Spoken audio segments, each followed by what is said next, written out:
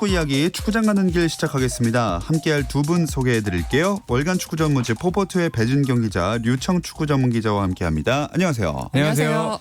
자, 이번 한 주는 K리그가 마네킹 사건으로 참 어수선했던 것 같아요. 네, K리그 2라운드 FC 서울 홈 경기에서 벌어졌던 일인데요. 상대는 광주였고요. 경기가 서울의 1대0 승리로 끝이 났는데 이 결과 내용을 모두 덮어버리는 장외 사건이 발생을 했고요.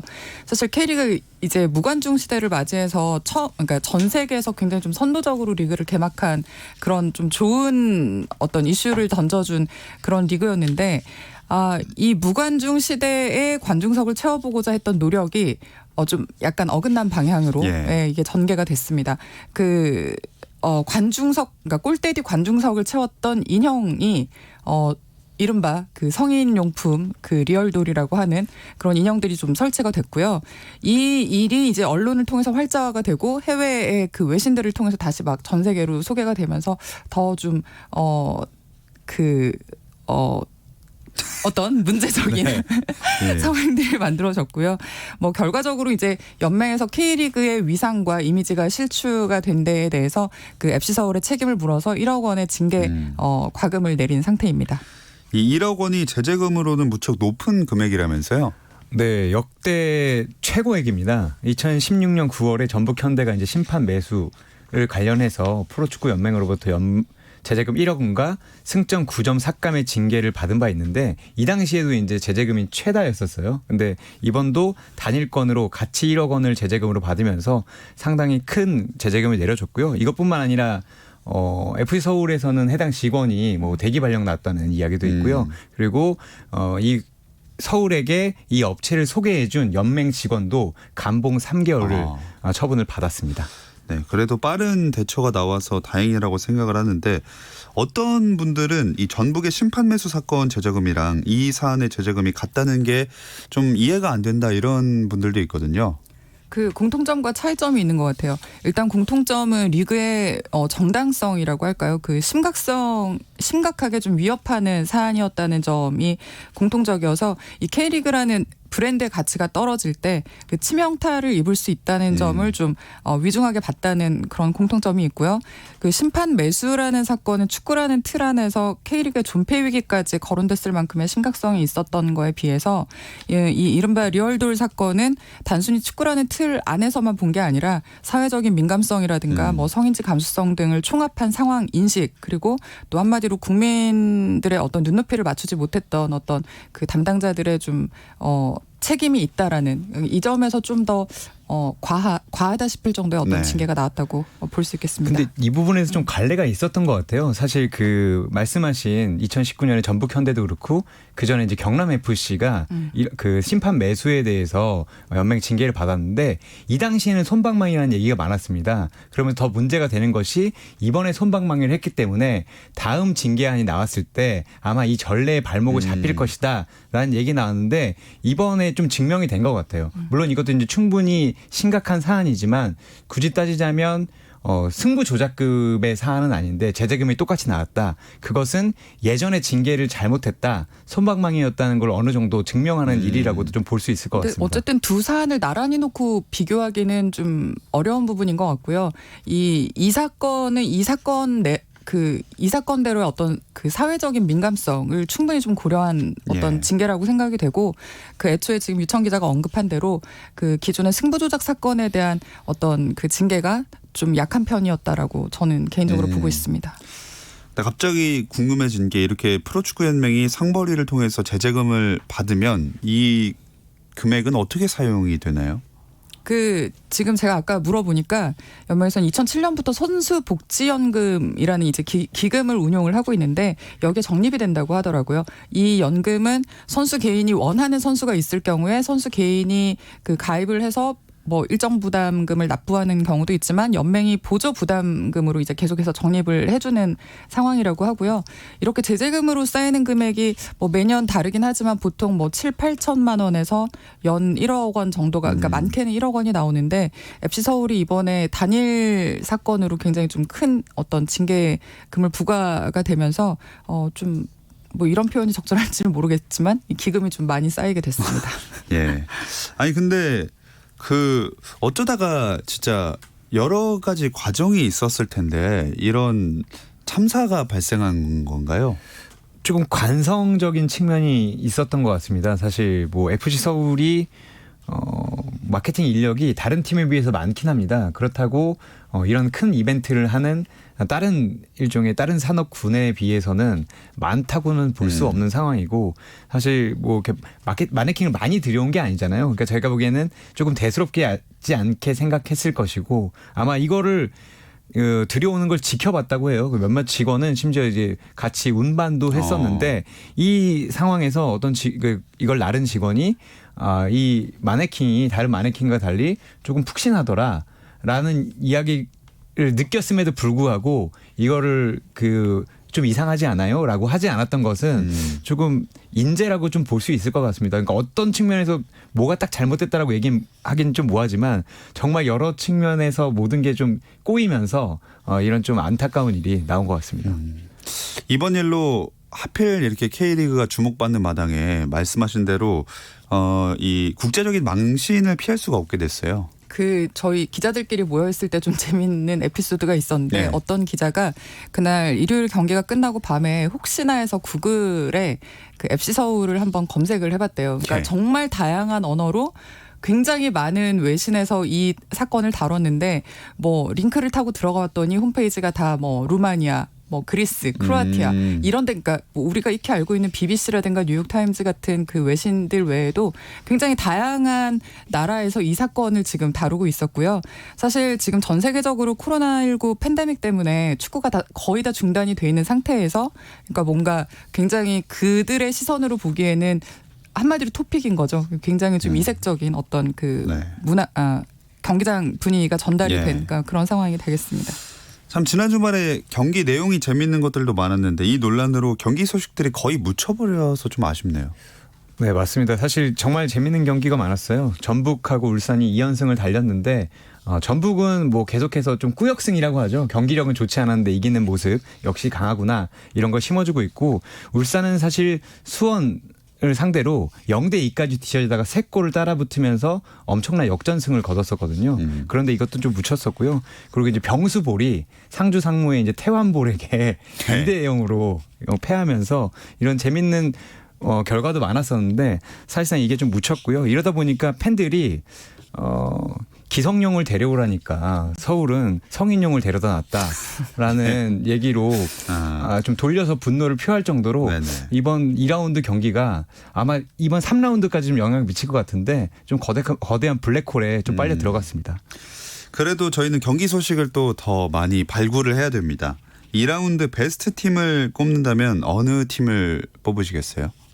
저는 경기적으로 가장 흥미로웠던 팀은 역시 울산이고요. 원정지에서 그 수원이라는 그 원정팀이 좀 어려운 경기를 하기로 유명한 경기장이었는데 이곳에서 먼저 2실점하면서 좀 어렵게 출발을 했지만 후반 8분부터 3골을 몰아치면서 역전승을 거뒀거든요. 준효가 2골을 넣고 김인성이 1골을 추가했는데 뭐 골을 넣을 만한 선수들이 넣었고 또 뭐 이청용이라든가 윤빛가람이 확실히 팀의 윤활유 역할을 해주면서 굉장히 좀 보기에도 재미있는 공격의 디테일을 더해주는 그런 움직임을 보여서 저는 재밌었습니다. 류청 기자는요? 저는 상주 상무입니다. 사실 저희가 이 시간에 계속해서 병수볼 얘기를 많이 했었고 네. 사실 김명수 감독이 이끄는 강원이 1라운드에서 서울을 3대1로 그것도 역전승을 거두면서 정말 멋진 모습을 보였었잖아요. 근데 아마 제가 지난주에 와서 상주가 쉽지 않을 것이다라고 얘기를 했는데 다행히 이번에는 맞은 것 같습니다.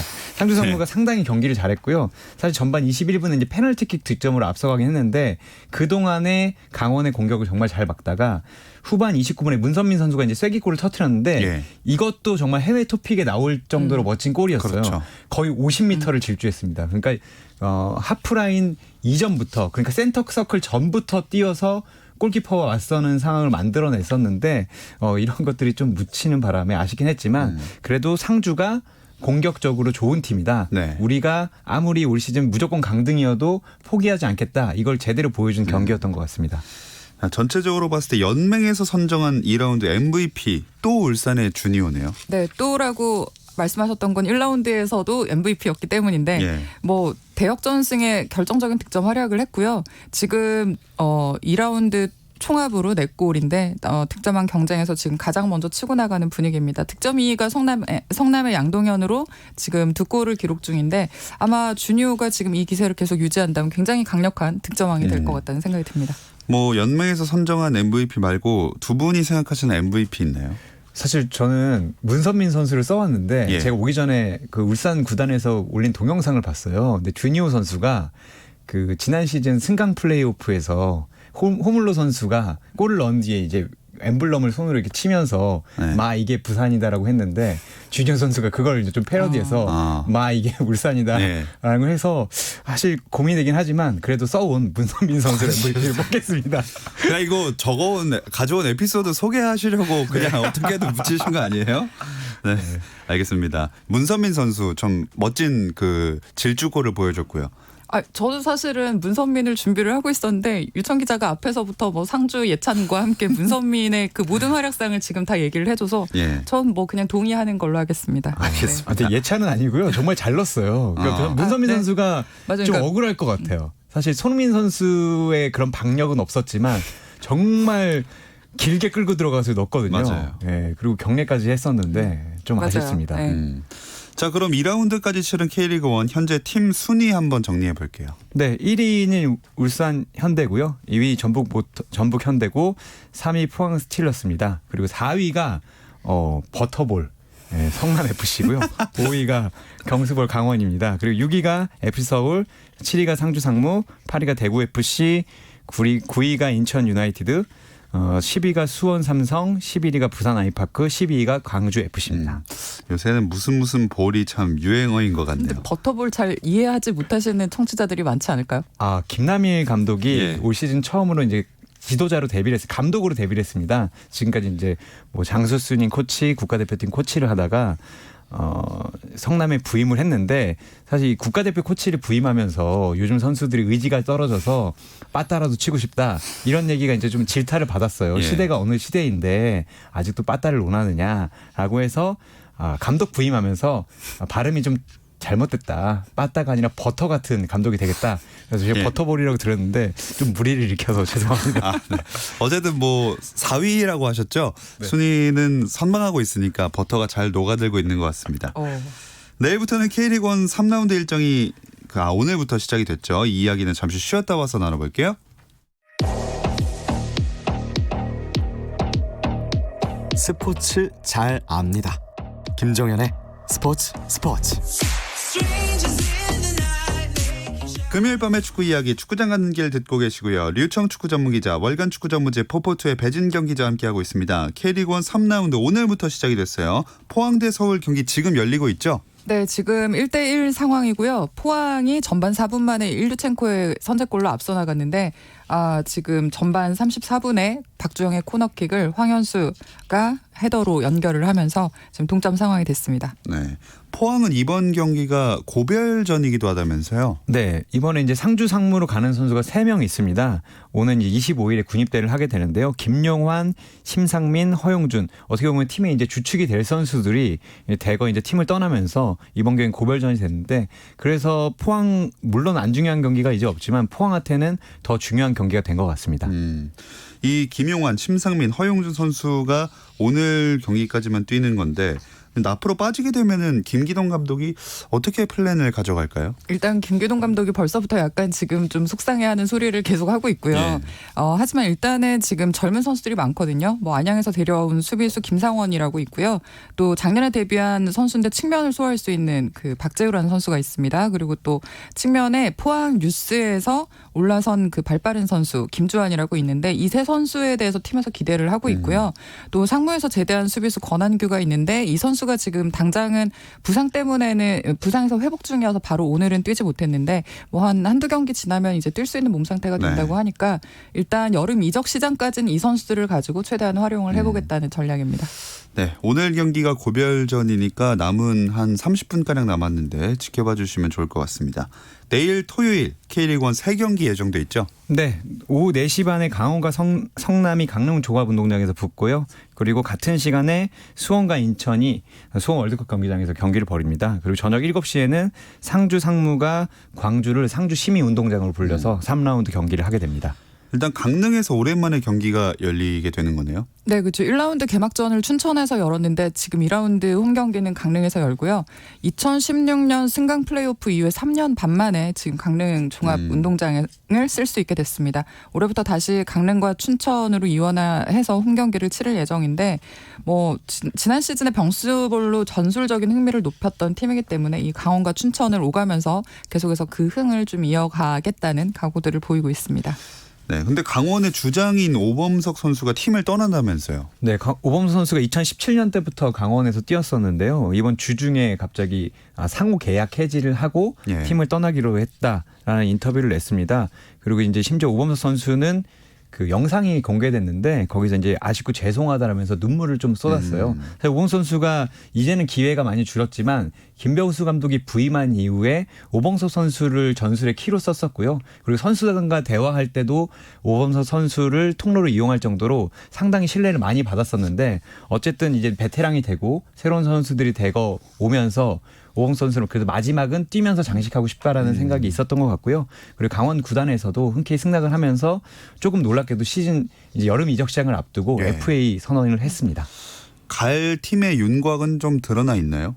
아직까지 구체적으로 언급하지는 않았는데 그 선수 본인이 얘기하길 본인의 이제 멀티 능력이 있으니까 사실 오범석 선수가 중앙 미드필더 그리고 측면 수비 그리고 센터백까지 다 소화할 수 있는 선수거든요.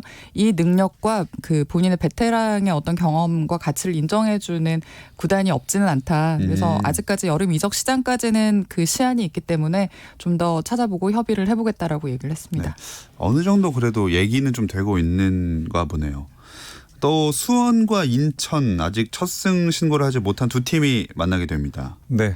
개막 후 수원은 2연패에 빠졌고요. 뭐 지난 경기에는 2골을 넣고 대열을 잡는 듯 했다가 패배해서 더 아쉬운 네. 상황이고 인천은 이만석 감독 체제에서 2무승부를 기록하고 있습니다. 양팀 모두 당연히 승리가 간절할 수밖에 없는데 다만 수원은 뭐 분위기 자체는 좋지 않지만 지난 경기에 크르피치와 타가트 투톱을 내세워서 재미를 어느 정도 봤거든요. 그리고 지난 시즌 FA컵 우승할 때 좋은 활약을 했었던 고승범 선수가 또 이제 중거리 슛으로 재미를 봤어요.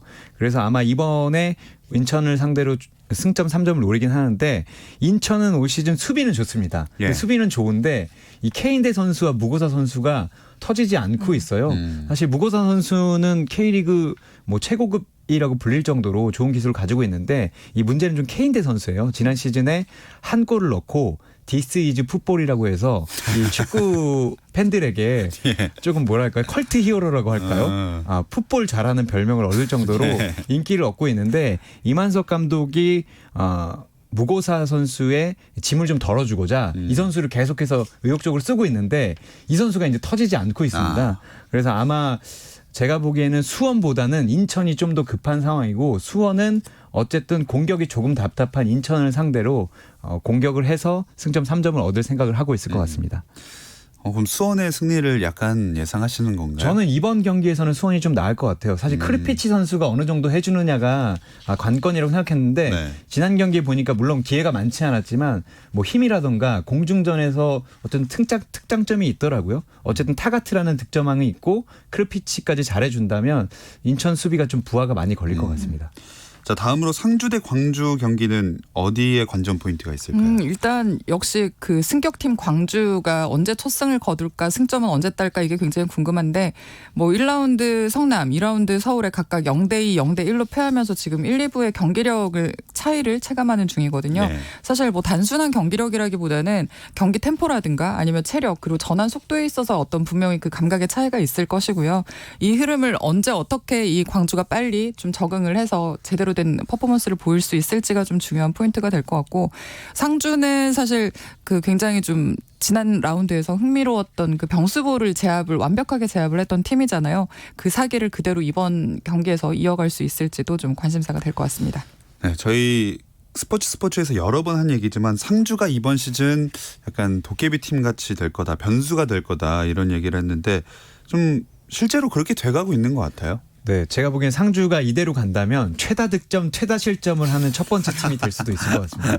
왜냐하면 정말 뭐 수사불패라고 하는데 두려움 없이 공격을 하더라고요. 사실 뭐 강원전에서 강원이 워낙 점유율이 높으니까 수비 축구를 하는 것처럼 보였지만 어쨌든 간에 계속해서 창을 준비해 놓으면서 그 강원을 좀 괴롭혔거든요. 그럼 아마 이번 경기에도 정말 공격적으로 나올 것으로 보입니다. 사실 지난 경기까지 지난 시즌 2부 리그 득점왕인 펠리페를 상대팀 선수들이 엄청나게 견제를 했었거든요. 펠리페가 거의 슈팅도 못할 정도로.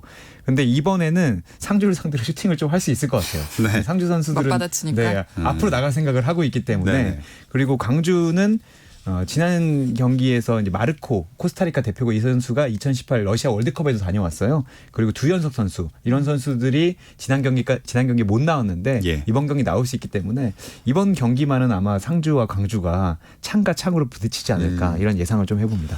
또 일요일에는 두 경기가 예정돼 있습니다. 2연승 달리고 있는 전북, 울산 각각 대구와 부산을 만나네요. 네, 오후 4시 30분 전주 월드컵 경기장에서 전북과 대구의 경기가 열리고요. 오후 7시에는 울산 문수 월드컵 경기장에서 울산과 부산이 대결을 합니다. 자, 앞서 전해드린 것처럼 두 경기 연속 2득점 MVP 울산의 주니오가 과연 3라운드에서는 어떤 활약을 펼칠까요?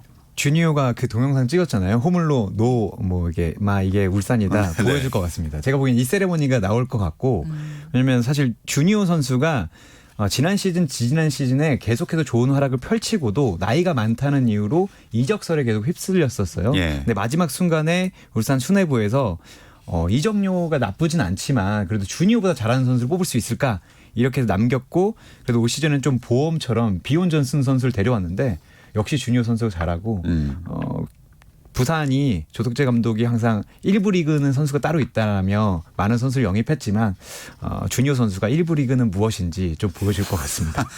무섭네요. 전북 대 대구 경기는 어떨까요?